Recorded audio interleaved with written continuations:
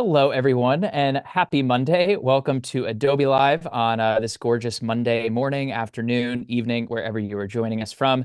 My name is James Bonanno, and I have the pleasure of being joined by an extremely talented, creative, content, just extraordinaire cinematographer, editor, filmmaker, Valentina Vee. Valentina, welcome to a very special Adobe Spotlight on this Monday.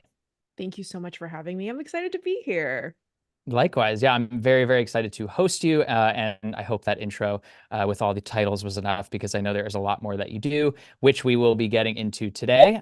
So very, very excited for this hour-long spotlight. For those that are joining us in the chat, what is up, Alex, Robert, Keys, Chris, Uma Korn? We got the whole gang here, and Valentina, you are no stranger to Adobe Live, so I'm sure your face is very familiar to those in the chat. But they're probably going to be learning a lot about just really your career. And I have some questions that I sort of want to talk through today. So before we get into the stream today, for those that are new to this format, leave your questions, comments, anything you want to ask Valentina.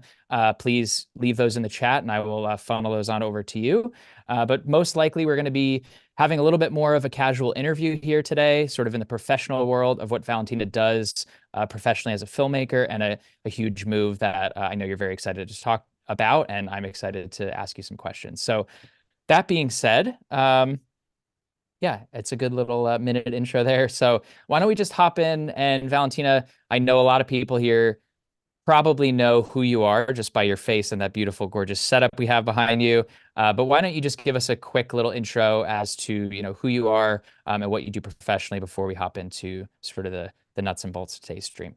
Yeah, I'm primarily a director and cinematographer based in Los Angeles. In the last couple of years, I've been getting really into the commercial world here in LA. And I also, starting, during the pandemic, I started doing a lot of Adobe tutorials. So I've done over 100 tutorials across Premiere Pro and After Effects, Audition, even Premiere Rush. And that's how most people know me, is You from know my what? I don't Adobe think this is working for tutorials. me. But as of recently, it was announced that I'm joining the team over at Nebula. So, for those who don't know, Nebula is a streaming network that has just launched a film studio, and they've announced me as director of motion pictures. So, I'm going to be taking a lot of the current talent on the Nebula roster and helping them develop into filmmakers, which is something I'm already doing. So now I'm just going to be doing it for a company, which is really exciting.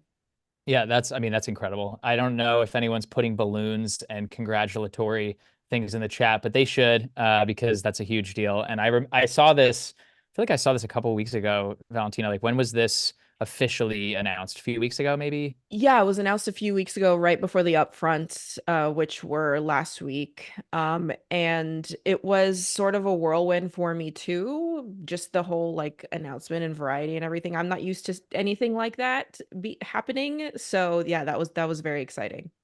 Awesome. Yeah, as it should be. I mean, something like that, I'd imagine takes so many years of experience, time to even get to that point. But I guess one of my first questions, like I have for you, and I'm going to bounce around a little bit, is did you know the team at Nebula before this, or was this sort of a complete shock of being introduced to them?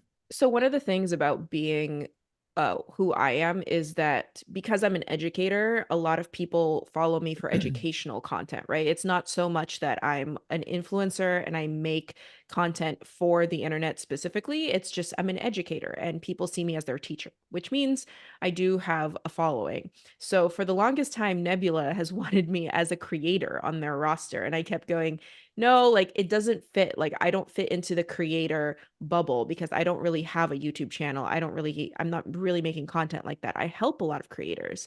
I've worked for Michelle Phan, who's a huge creator. I've worked for Prince EA, who's a huge creator. I've made videos for them, but I don't make my own videos.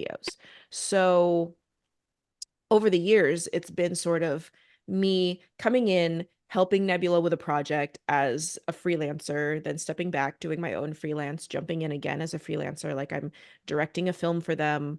I'm just shot a TV show for them or a Nebula original for them. Shooting potentially another project soon for them. This is before I even start in my role.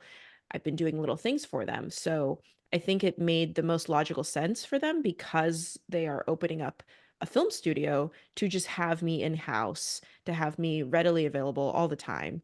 And it Right. seemed like a really good move for me.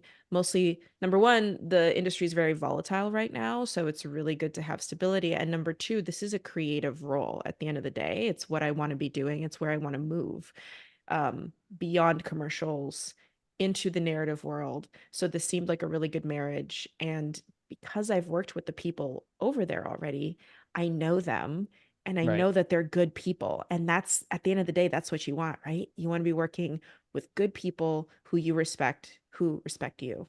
Yeah, absolutely. I mean, and there's so much to like unpack in that specific part of the whole process. I think one, being a freelancer like yourself, and I'm dealing with that as well, where you sort of work in these silos, especially as someone who's an educator like you, it can often feel that you're putting more time into educating others about what to do than prioritizing just creative work for yourself. So it seems like, would you say like the attractiveness other than the people that are part of Nebula is it now allows you to sort of step back into that role and actually start to create work for yourself again?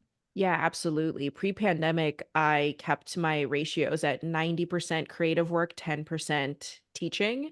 And Yeah. then because of circumstances, that ratio completely flipped in 2020 and it kept that way for a few years. And now I am forcefully drawing back. Like, and it's Yeah. hard, because there's all of these conferences that ask you to speak and that ask you to teach. And then there's all these opportunities, hey, make a course for our website and this and this and this. And they're always coming to me because that's what people know me as. And I've said no to every single one of them except Adobe Max in October. I will be at Adobe Max because I love Adobe Nice. Max. Yeah, it's the best. It's the Yeah. best. Plus, I it's will in Miami. I know. I'm very excited for a little change of scenery. Plus, I mean, you're in LA, so you're like, I need a little vacation, a little break. Very that. I feel like I'm just like made for Miami. I'm like Yeah. ready. I So know. I'm excited for that. But other than Adobe Max, I've said no to every single teaching opportunity because I'm really trying to hone in. I think you understand this, but if you are good at more than one thing, it is so easy to be like pigeonholed into Right. one lane Yeah. because that's what people know you as. Sure. And it's also kind of anti-intuitive because I think, whenever I post a clip from one of my tutorials online, it gets a lot of views and a lot of likes. And that like feeds if it feeds that serotonin Yeah. because people know you as that. And then you post a clip from one of your personal projects and it doesn't get as many likes. And you're like, oh, Right. maybe I shouldn't be doing that. And it's kind of counterintuitive to walk back the thing that gets the most attention.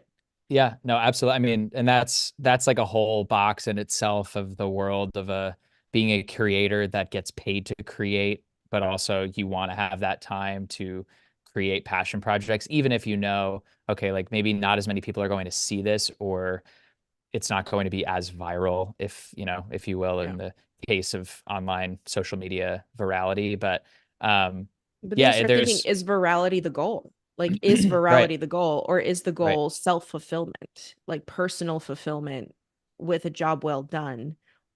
For me, my goals are to increase the production values of everything that I'm working on, right? right, To move up, right. from Dana dollies to Fisher dollies, from Yeah, jibs to techno cranes. So there's this like I just bought my first cinema camera. Like there's this increase in quality that is something that I'm seeking, which is also very much part of the Nebula move for me. I love that. I love that. And I want to touch on that a little bit as well, because I think you as a professional cinematographer, I think there's a world where social media is the profession. And then there's the world where your profession is very clear. Like you know what you're passionate about. You were just talking about, quality product you're creating and the ability to grow as a cinematographer and a director. And I think there's a huge distinction between the two that I can see on your Instagram, I can see in the clients that you have and the work that you've put in.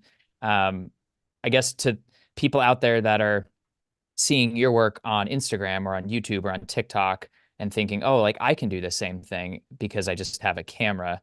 What's some advice that you would give someone like that, that the amount of work that you've spent to become who you are, is invaluable, and that's part of the process, not just, hey, I have an Instagram and I have a TikTok, so I'm a filmmaker all of a sudden. Yeah, it's interesting that I have a camera thing because I Yeah. mean, I didn't like I got all the way here without a cinema camera, like without owning one, right? I would always Yeah. rent whatever I needed for whatever project for my entire career up until literally right now. So it's never been about the camera. It's always been about the idea. Mm. And even more so because, hey, I live in LA. Every DP who I know knows how to operate an Ari Alexa.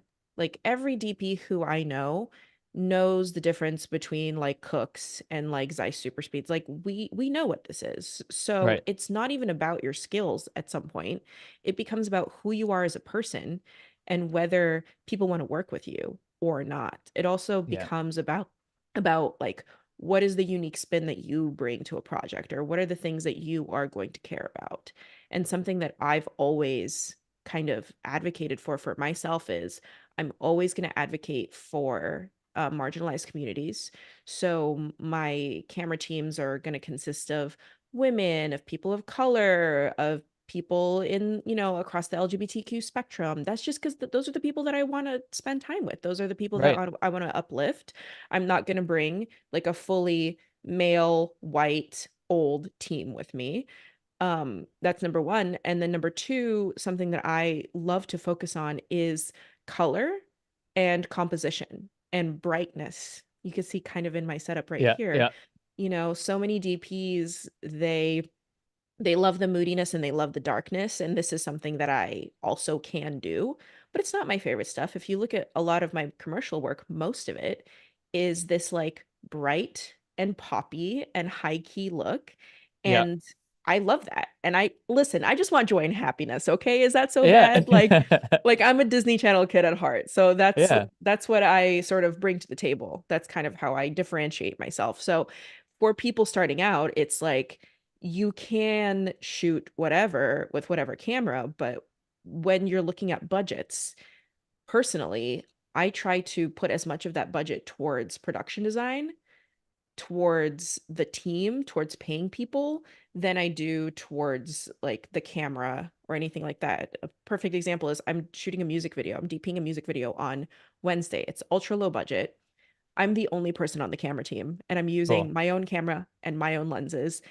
However, the entire budget is going towards the lighting and the people on the lighting department, because I was like, no, that's more important. Like that's what's actually going to create what we need to create, rather than me renting, an Alexa, or me Right. renting like super fancy cinema glass. Like I have a basic package myself. I'll just use that. It's fine. Yeah. Yeah. No, I mean, and I think that's something that's probably like a misconception that I'm sure you hear a lot of as a cinematographer, as a DP, as a director. I think people hear cinematographer and they just think camera. They just go like, okay, well, what camera do you use? What lenses are you using? What rigs Yeah. do you have? And what would you say to that? Because to be a cinematographer and a director of photography, like there's so many components that go into it that are equally as important, if not more important than the camera. It's like almost like the camera seems like the final part to everything. Yeah, the camera is absolutely dead last in my thinking. Right, right, I right. mean, when I think about the camera, the thing that I'm actually thinking about is dynamic range and sensor size, right? Yeah, Those are the two things I care about. I'm like, okay, well, do you want this to look like a movie? Or is this going online? Because if this is going online, it doesn't need to have that crazy dynamic range. If it's sure. not going on TV, we can get away with a mirrorless camera for all I care, right? Um, or do you want this to look like a movie? That's what I ask my clients. Like, if you want this to look like a movie, then we're going to have to talk cinema camera, right? And with a cinema camera, most of the time, that's manual focus. So then that adds a focus motor, which means you add an AC, which is another person on set. So now you move up to there. Oh, you want smooth shots with a cinema camera? Well, now you have a Steadicam operator. So that's another Right. person and a Steadicam. So now the difference between having a mirrorless camera and a cinema camera, if you don't even take the mirrorless camera and cinema camera prices into account, you've now jumped an additional $3,000 to $4,000 just for the personnel and the add-ons that you need just to make that work, right? Yeah, So right. is that worth it? That's what I look at every time. I'm like, is that worth it? Or can we take those $4,000 and put them towards what's in front of the camera?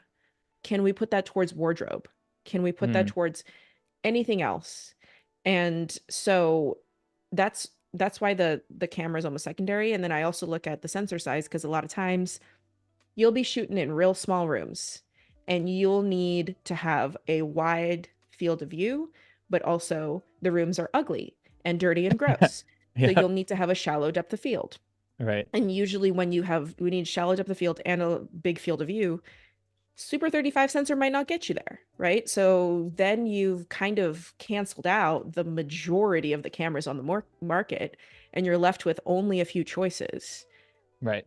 And so you really got to pick from there. So as a cinematographer, it's my job to see everything holistically and like to see what's going to make the picture better, what's going to make what I'm shooting better, not necessarily.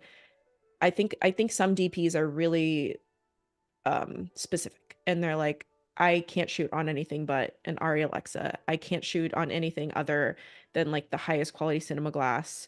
I have to have this and this and that. And I'm a lot scrappier than that. And I care more about what's holistically going into like the full image, the full picture, which is I I think love that. different Yeah. but Well, and important. I think that's more important. I mean, I think it goes back to what you were talking about earlier of, the passion that you have for creating these bright, sort of entertaining, like coming from a Disney girl sort of background and having that passion. I think it's clear that you're just as passionate about the project from start to finish, no matter the way it gets there. And like being creative, I think, is the best way to learn as someone in your position in any field, whether it's a photographer or if you just want to be a cinematographer or a director, like you learn along the way, I think, different things that stand out to you, and I think like a style that you vibe with, which it seems like you found over how many years have you been doing this professionally, by the way?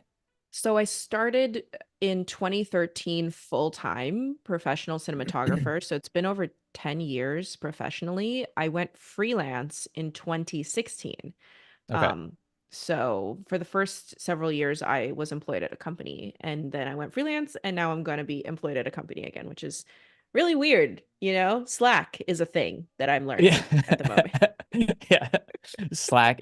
You hate it until you have to use it. And then you're like, this is actually okay. But then every 5 seconds, you're like, why am I getting Slack messages at 11 o'clock at night? I just want to be done, ready to be done.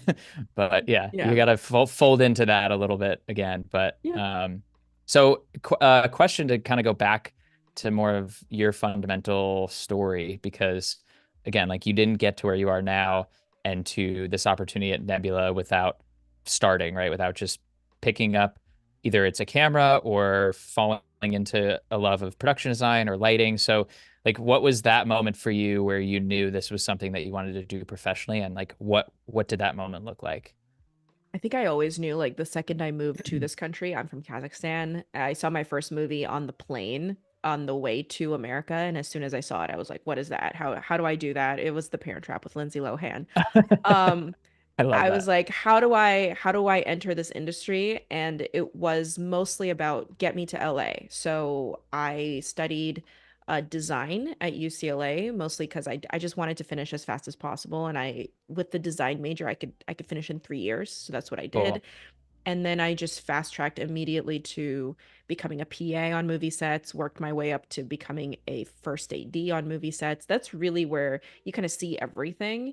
You are Right. the boss of the set, and you get to see every element of it and not necessarily dive too deep into cinematography or directing, but like you see it and you're there. And yeah, and that's kind of how, I was looking at the cinematographers, what they were doing, the amount of creativity that they had. And I was like, well, I want to do that because as a first AD, it's zero creativity. You Right. are that is not a creative endeavor whatsoever. That's telling people where to be at what time. Yeah, That's a scheduling. being yelled at, and just like you're the person that just takes the grunt work of you're everything. you're the bad guy, Right. but you also get yelled at a lot too. But you have to Yeah. you kind of have to be mean to be a first AD, honestly, because you're mostly Yeah. telling people where to be, and people don't want to listen to you, and you have to be mean. And I wasn't mean enough. I couldn't really cut it. I'm kind of a sweetie, and so it never really worked out. Yeah, that's a I remember some of the first sets that I was on. I went to film school and like learned it there, and then I was in LA for about 6 years as well, and found out because I was like, okay, like that's not really a role that I'd want to be on. But my friend who's a DP in LA as well, like brought me on a couple sets, and same sort of thing. I started as a PA, and I'm like, well, I'll second for you, I'll first for you, Mm, and learn how to like properly change a lens and learn how to actually stand by your side and like and mark the scenes and things that you don't even realize are important to the overall uh like heartbeat of an entire set because every little piece is important. So yeah. it's interesting of sort of how people get started and where they What's end up. what's a little bit different about me is that I never seconded or firsted. I went straight to being a DP. Oh, Um, cool. and I don't even know if I would consider being like a first AC a step towards being a DP, because in my mind, that's a completely different job. That's Yeah, yeah, literally a completely different job. You don't talk to the gaffer, you don't touch the lighting of the scene, you're right, not thinking about the composition. It's a technical job. right, And so, yeah, I never did that because I never had that drive to like, you know, to do that. Like right. Yeah, yeah, that's something else. Like let the people who want to do that. yeah, yeah, absolutely. No, I completely agree. When was your first like paid professional job as a cinematographer, as a DP? I remember I was working for Michelle Phan at the time. I started as her editor. She was a really big YouTuber back in the day. She still is, but she was uploading regularly. And I remember she brought me on as her DP after I had been her editor for about 6 months. And then I became both her DP and her editor. And we did this one video in Palm Springs. We went to Palm Springs. It was a um it was like a branded video, so we had to show a bunch of products in this sort of music video type style. We rented a house and I went hog wild. I was like, this is great. I got an underwater housing for stuff. I shot Sweet. on my little Panasonic GH4, and I remember being so into that video because it was my first one that I got paid to DP, and it got like crazy amount of views. Like it got so many more views than her normal videos did at the time. Oh, that's amazing. And people in the comments were going off. And that was the best part, was reading the comments, and everyone's commenting about the cinematography of it. Everyone's going, wow, this is the best video you've ever made. This is so cool. Like this really steps up the game for YouTube. Like they were saying all these great things, not knowing that I had made it, but like complimenting it regardless. And Sure. I mean, that's just the best, right? It's your first video and it becomes like this huge hit that people still reference as like the golden days of YouTube. That's amazing. Well, plus, I mean, for you too, that's such validation. I mean, you obviously know you can do it, but when you it's like coming back that's circular. It's not necessarily that. I mean, social media has its really positive things to it as well. And when you get comments like that tell you you're on the right path, it just reinstills the fact that okay, like this is what I want to do. I'm going to keep going and I'm going to keep Yeah. getting better and better as I go. Yeah. Also, it being my first video working for Right. her as a DP, it also reinstilled, I think, in her that she made the right choice of Right. hiring me on as the DP. Cause like it went gangbusters right away. And from then I was just like, this was when like the first Inspire drone came out, you know. This was when the Yeah. very first like DJI Ronin came out, and these were technologies that like no one was really experimenting with. And Right. I got to, I got to be like, yeah, let's get an Inspire, let's get a let's get all this DJI stuff. And then she just got it for me, and then I was just like running around with all this new tech, like trying it out.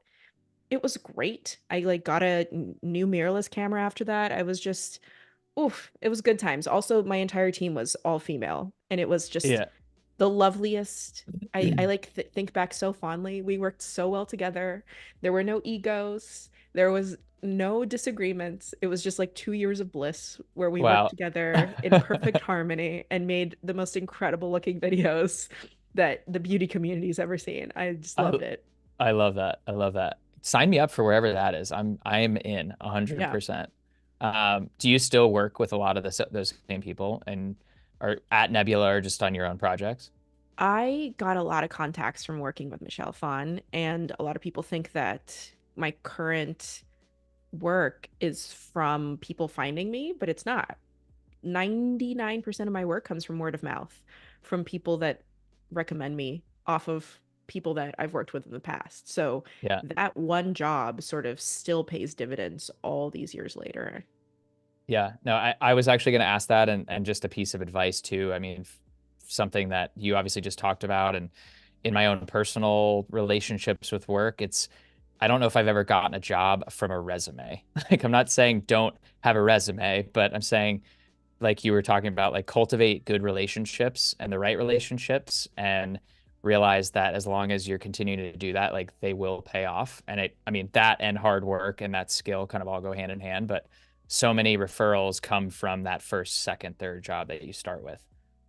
Yeah, it's all referrals. And that's still how it is to this day. I don't think I've ever gotten one thing that was just cold. I Yeah. love that. I love that. Well, I have a couple more questions for you, and then maybe we can hop in and kind of talk about what people may or may not be seeing up on the screen. We'll shift into Premiere, but you had briefly mentioned this, I think, before we hopped on the call, but can you talk about any of the projects with Nebula? Like, are you still able to share some of that information? Yeah, absolutely. I am so excited. So, I am directing a short film called Dracula's Ex-Girlfriend, and that one stars Abigail Thorne from Philosophy Tube, who is also the writer. And then we have Morgana Ignis and Brandon Rogers, who are from the Spindle Horse universe. So, from Hell of a Boss, Has Been Hotel, if you're familiar with those comics, animated series. Okay. Yeah. There Okay. we go. Yeah. And we've been working on this for a while. It's like around a 30-minute short film, and I am just so thrilled and excited. I'm also going to be the cinematographer for it. So something that we've been doing is a lot of rehearsals because we really want to nail the acting, the cues, so that when I'm on set, I can I know that the actors have got it dialed and I can focus on the cinematography of it. Because a lot of times I find that when I'm both the director and DP, those are like completely different parts of your brain. Right. There's like that creative and like empathetic part that's the director, and then there's the extremely technical part that's the DP, and they're always fighting, right? So the way that I'm trying to counteract that is by doing a lot of rehearsal. Like I think we've done over 20 rehearsals at this point. Wow. Almost like a stage play type. Yeah. We've got it down. So I'm excited. That's going to be a project that I cannot wait to come out. I also just DP'd a show for Nebula called The Getaway from the creators of Jetlag the Game. Cool. And that'll be really awesome. We had a little announcement in Variety. I don't know how much I can talk about it, but it was like a traveling show. So we traveled across multiple states to shoot that, which Oh, had its sweet. own special challenges. Sure. I can imagine. But it turned out great. It was so funny. Like I could not stop laughing the entire time. I think the camera might have like been shaking at some point and maybe ruined a take or two because I was laughing so hard. I think I have something in my eye. Hold on. Oh my gosh. Okay. Is it good? uh, Okay, it's your good. eyes, yeah, you're good. A little Yeah, I got like fuzz. a little fuzz in my eye. I don't know what that was. I got so excited talking about the getaway. That There we happens. go. Yeah. I've had allergy attacks on here though, so like I think you're good. You got a little fuzz, so you're good. Yeah. So I guess like that's it's probably such a unique role too to be, because your official title at Nebula is what? You're the director of Director of motion programming. pictures. Okay, Director of motion yes, pictures. Yeah. which is, I mean, that seems like a huge title to then also wear the hat of what you want to be doing, DPing projects and switching between those two. So do you see cases where, different projects that come up, you'll be just hiring other DPs for that and you're overseeing it as the director, or how do you see that kind of playing out? Yeah, I mean it's a fairly new role that I haven't started yet, so all of those details are still being ironed out, but I know for a Sure. fact that I want to direct some projects and I want to DP other projects, and I think it's going to be up to what the current slate is, what my availability is. As you know, directing a project takes so much more time and energy than DPing a project. Yeah. There have even been some commercials this year that, because I've been so packed, my schedule, I've been asked to direct them, and I've had to go to the client and say, sorry, like I just don't have the bandwidth. Like I can DP this if you'd like, but I can't direct it. Because the DP, I mean, you go to the scout, you build some diagrams, you confer with your gaffer about your rentals and your lighting and all that. You build your team and you're out. And Right. then directing is just like so much more. So there might Right. be Right. some projects for Nebula that I just don't have the bandwidth to direct. There might be some projects that some of the Nebula creators want to direct, and then I'm DPing. So we're going to see how it goes. I think it's just my title being director of motion pictures is probably because director and cinematographer of motion pictures is kind of a mouthful. So Sure. Yeah. Yeah. yeah. Exactly. And is Nebula have a studio in LA that you'll be working out of, or is it sort of on a case by case basis? They have a studio in New York, Okay. but it's on a very case by case basis depending on what it is. So Cool. the Dracula's Ex-Girlfriend we're shooting in Los Angeles because most of the cast lives here, as well as the majority of the crew lives here as well. So it just makes the most financial sense.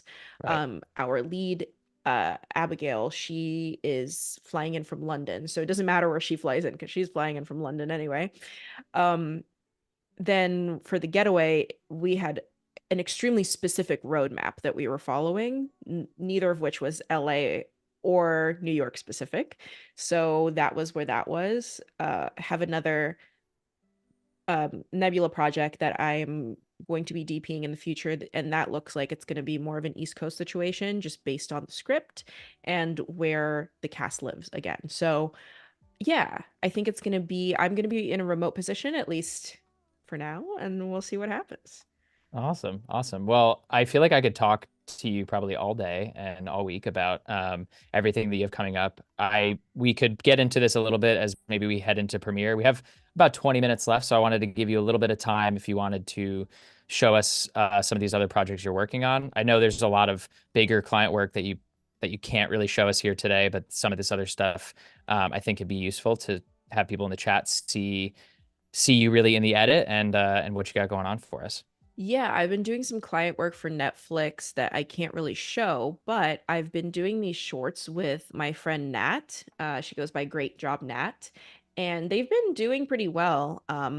Now you can see here that I have it on my computer screen, all on one monitor. I would usually edit this on two monitors. I have a monitor off to the side that's vertical, so I will pop up the program window on it so I can have like a full vertical preview. Mm, Obviously, this is not ideal, but one of the things that I want to sort of point out is that I'm all about shooting for the correct orientation. So since yeah. we knew that this would be going on TikTok and Instagram, I really pushed for shooting it natively in vertical. It's just going to give you the most um Right. the most flexibility, the most not well, actually not the most flexibility, but the best looking image at the end of the Yeah. day. Yeah. So this was a short that I did. This was our first short, and it's called Red Flags. And you can see kind of the way that I put it together is we have these two rows. We have V1 and V2, and on V1 is all of the coverage from uh from the guy, and then on V2 is we have all of her coverage, and we sort of start in a wide and then we go to the close-ups, back and forth, back and forth. And one thing that I used for color correction was an adjustment layer above everything. So I got everything kind of to where I wanted it to on a basic level, and then I put an adjustment layer over everything for color correction. And then for the captions, I used Premiere's text feature. So it's auto transcript. So I went ahead and generated that auto transcript, and then I split it up into very short captions, which is a setting that you can set when you're creating the captions because of Instagram, right? You don't want to have too much on the screen at once, and you don't also want to spoil the the punchline, especially because this is comedy.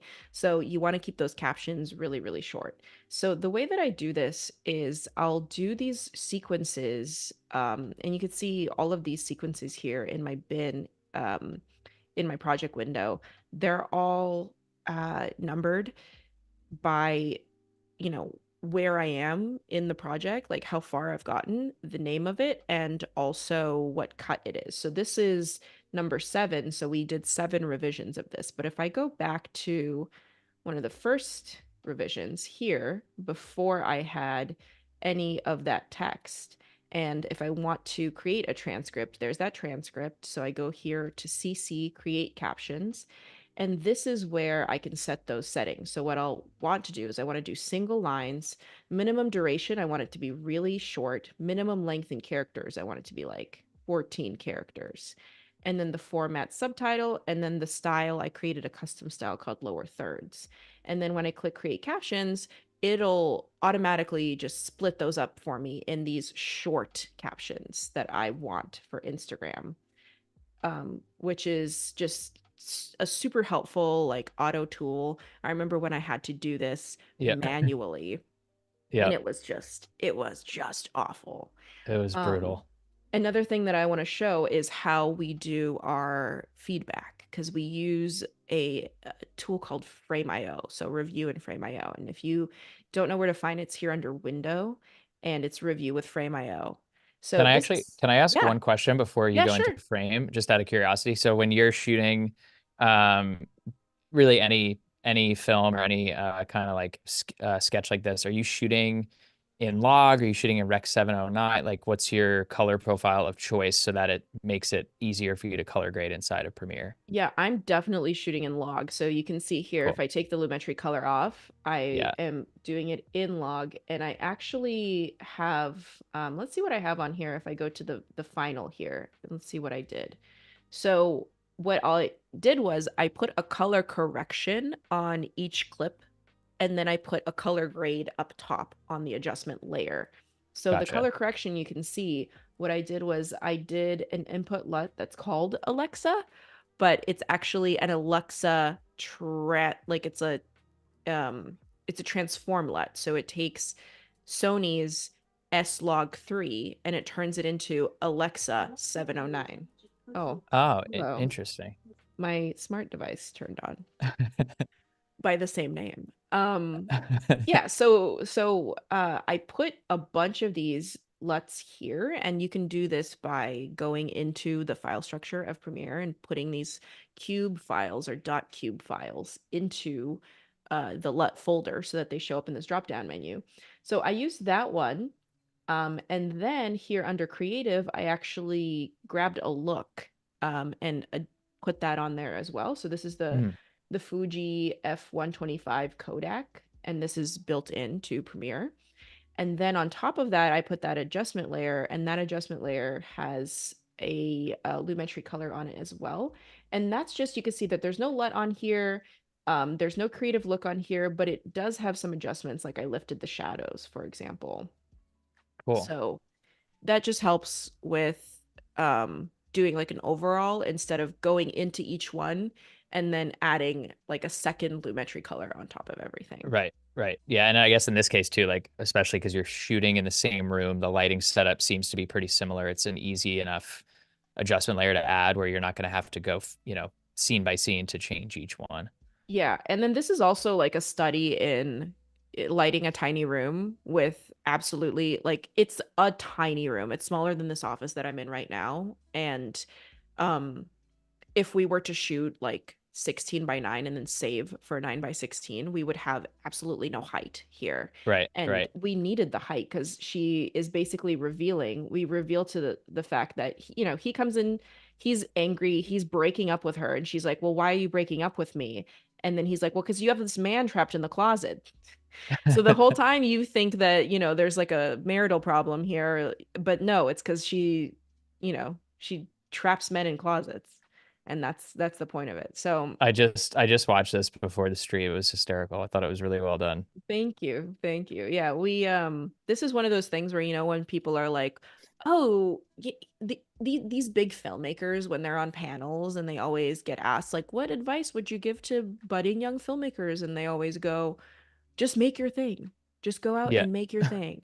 So this is me and Nat making our thing literally for $0. I I just love that. bring my camera and my lighting. She brings everything else and we make it happen. So, Can yeah. you, I know you want to get into frame, but out of my curiosity and hopefully some people in the chat, can you quickly break down what your lighting setup was in here, just given that it was just you shooting this? Yeah, absolutely. So we started with an infinibar, which was between them, which was this key light. Or was it an infinibar? It might have been, no, it might have been like a point source light, like a aperture 60D, and it was Cool. just up here, just out of shot with like a softbox on it, and we flipped what direction it looks towards, depending on who we were on. You can see that we never really see a true two shot here. It's Yeah. always over one person's shoulder, because if we were to see a two shot, we would see the light. Gotcha. Gotcha. And we flagged it off the wall here on the left wall so that it wouldn't like spill too much on the left wall. Then we had a hair light going on the right side here. We had um, we had a bulb back here, which is a film bulb. It's called a B7C, so that I can control the color temperature and the look of it and the intensity of it. And then outside the door behind him, we had another point source light. I believe this was like a 600D or 300D. So that's a 600-watt fixture with a spotlight mount in front of it with a window gobo inside of it to Cool. create those grids. And then we softened the focus of the spotlight mount so that it would create kind of like a softer, blurrier cut of that window. And that was it. And then we had one guy who was just her friend, and he had a boom mic. And it was I actually this boom mic that I'm using right now on a boom love it. pole. And I taught him how to record the sound that very day. So that's what we had. It was just I love it. extremely thrifty. Yeah, yeah, which is in most cases I like that. I think that it just it's cool to break that down and see that. I love that little light on the back wall um and Oh, so and did you then do we had a light in here too, just like cool. we used nanotape Cool. to adhere it to the wall inside the closet. Nice. Very nice. And those are just LEDs, right? Like the little nano. Yeah. Well, Nice. yeah, they're just little aperture MCs, so they're tiny Cool. little kind of credit card size lights. And nanotape is like one of my top hacks. If you get nanotape, it's like sticky double-sided jelly type, and I use it a lot for if I need to put anything on the wall, and it's a wall that is painted, and we can't strip the paint. Painter's tape is just not strong enough to hold up lights, but Right. nanotape is. So.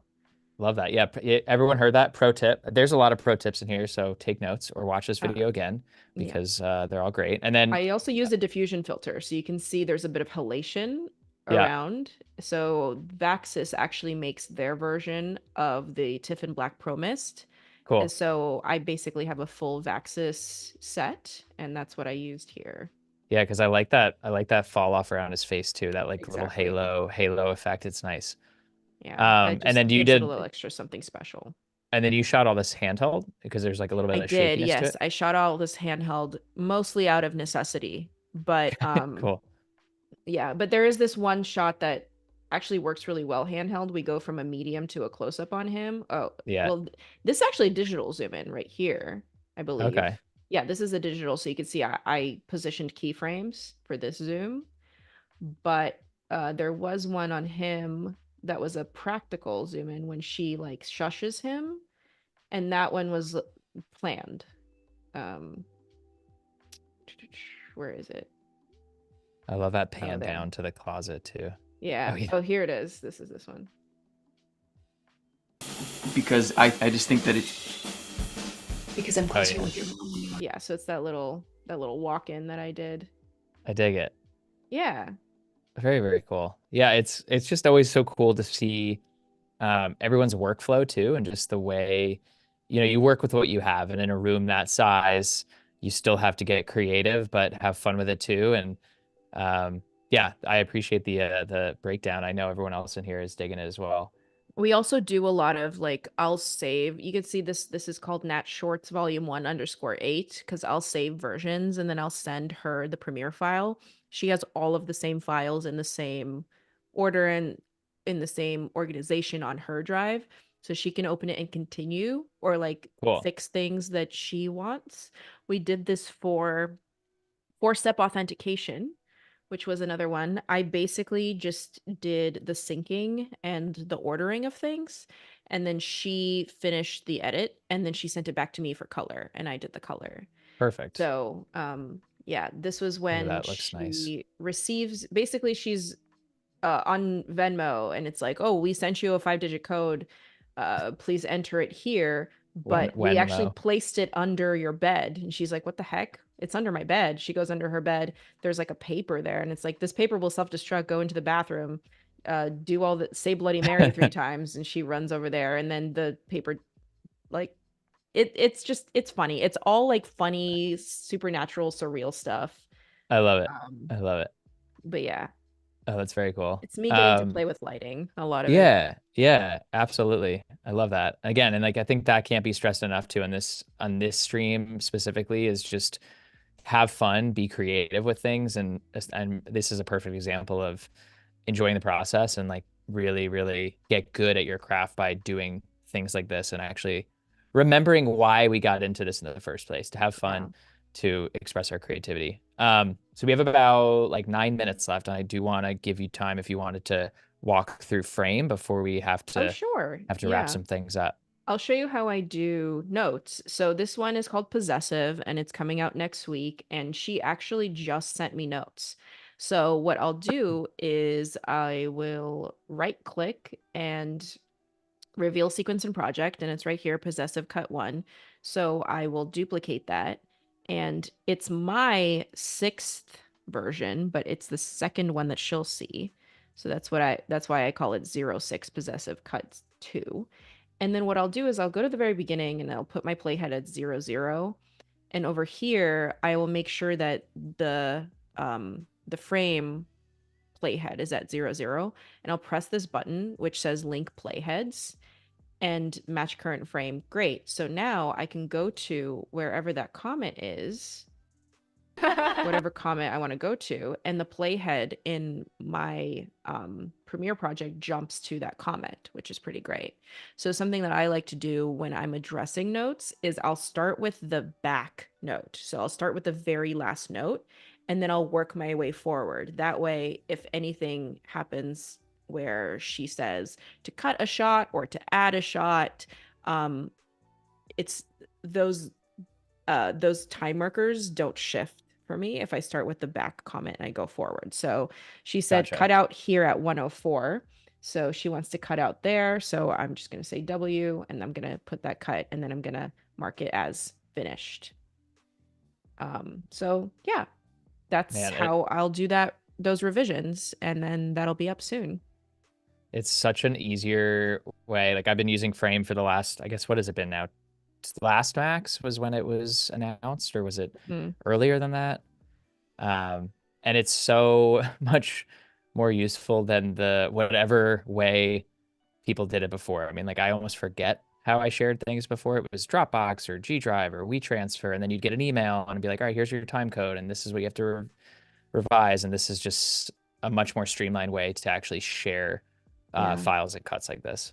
And then this one, I said, if we go back to it, because the other fun thing is you can draw on it, right? So some of these notes are by Nat, but then some of them are by me. And I do notes for myself just to remember things. So, okay. For example, here's a note that I made. We'll take this out. And you can see the microphone and the lighting fixture and everything is actually in the shot itself. And that's okay because it's a locked off shot. And we shot a plate that was empty. And you can see the plate here. Let me find it. Reveal in project. Double click. That's the plate. That's the empty plate here. So what I'll do is I'll just drag that plate over this shot. And then it will of course make it to the size. And then I'll go to effect controls, turn down the opacity a little so I can see what's going on. I'll draw a nice mask around, a mask that makes sense for me, which is I'll usually use like leading lines to draw the mask instead of going by what I'm actually trying to get out. So I'll use the leading lines of this carpet and of the ceiling. There we go. And then I will turn the opacity back up. I will feather that mask and I will grab whatever color correction I did on the original file and I'll put it on the mask. And ta-da! That way, Done. I've just killed all that stuff out of the shot. Look at that magic. That's perfect. It's really helpful. I know, and that wide shot is so cool too. Like I love that whole production design too. Was that all built by you guys, or did that room exist? Yeah, we got really lucky and we were able to get this location for free for a favor. Sweet. So it's really good that we had this location. We shot like 3 different shorts there that day. But something that I want to point out here is because we're really like a tiny, tiny team. I mean, really tiny. So we don't have like audio. We just have that one boom and that's it. So our audio kind of sounds bad. Like if you listen to it, it sounds tinny. I'll play it a little bit. I think it's important to vote. It'd be evil not to. Except I didn't last year. Because the system is rigged. I don't want a kid. Same, too expensive. I want 3 kids. So worth it. So you could hear like a little bit of that like echo. So something that I love doing is going into Essential Sound and there's this new enhanced speech button. So I'll just highlight everything, or I could do Command A to highlight everything. And then I'll tag it all as dialogue and then I'll go to enhanced speech and I'll press enhance.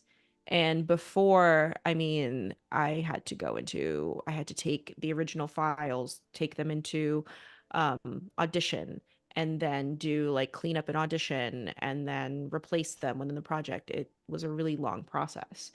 But now I just press enhance speech. It's one button and it cleans up so much. It's actually insane.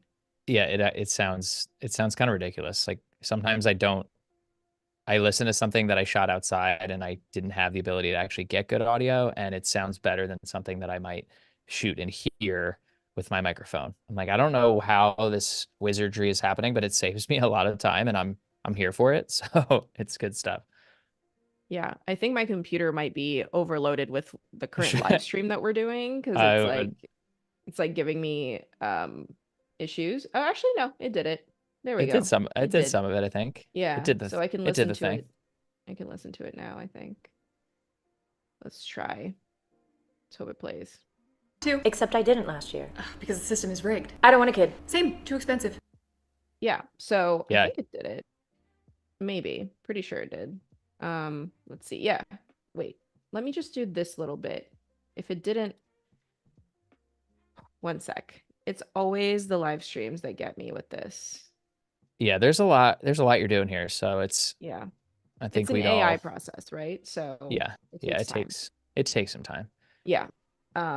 It's in the queue. So it's in the queue. Something else I just want to point out while we're here is if you're cutting back and forth between 2 close-ups like this, it can get a bit disorienting, especially if you haven't shot it in a way where you line up the eyes of the 2 people in exactly the same spot.